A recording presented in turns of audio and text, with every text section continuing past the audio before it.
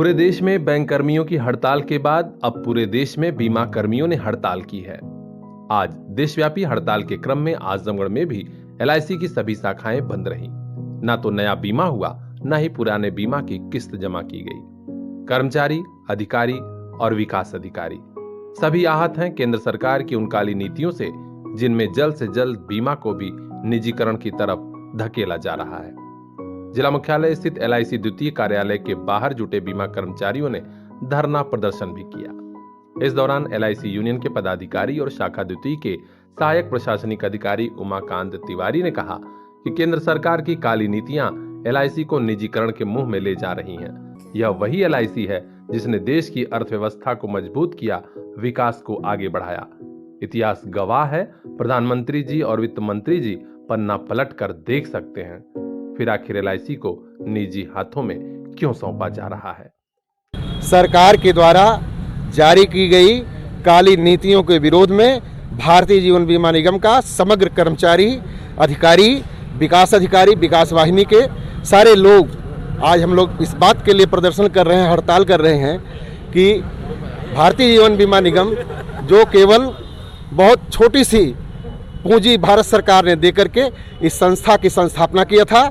1956 में इसका नेशनलाइजेशन किया गया कि देश के गरीब, प्रताड़ित, मजदूर, शोषित वर्ग की गाढ़ी कमाई राष्ट्र के नवनिर्माण में जहां एक तरफ लग रही थी, दूसरे तरफ उनके एक एक पैसे का सदुपयोग हो करके जहां राष्ट्र का विकास हो रहा था, देश की जनता की बदहाली को और व्यवस्था, अर्थव्यवस्था जो अस्थिपंजर मात्र थी देश की आज़ादी के बाद, जिसको सही रास्ते पर ले जाने का कार्य हमारे देश के तत्कालीन प्रधानमंत्री पंडित जवाहरलाल नेहरू ने सोच करके इस संस्था का राष्ट्रीयकरण किया था।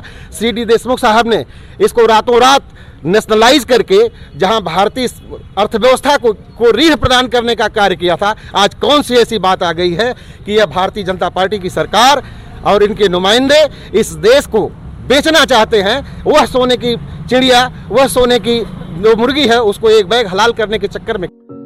आजमगढ़ में LIC के अफसरों, कर्मचारियों और विकास अधिकारियों ने अपनी तरफ से केंद्र सरकार को मांग पत्र भेजा है।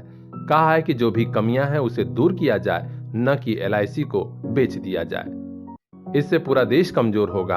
अब देखना है कि बीमा कर्मचारियों की मार्मिक अपील का कितना असर होता है। इस देश के लिए यह बात हम पूरे राष्ट्र के प्रबुद्ध और उत्तरदायित्वपूर्ण जिंदगी जीने वाले नागरिकों को बताना चाहते हैं कि यह राष्ट्र बेचने वाली सरकार किसी भी कीमत पर सही रास्ते पर नहीं चल रही। इसकी मंशा ठीक नहीं है। जो भी इस देश में सीना उठा करके चलने वाली संस्थाएं हैं, जिनके ऊपर राष्ट्र को गर्व है, उनको औने पौने दाम बेच करके केवल ये अडानी और अंबानी की सरकार बना करके केवल पूंजीपतियों के हाथ में खेलना चाहते हैं। वितंड साम्राज्यवाद का नर्तन करने वाली इस सरकार की भूर भूर निंदा करते हैं हम लोग, और इनके खिलाफ हम लोग आह्वान करते हैं।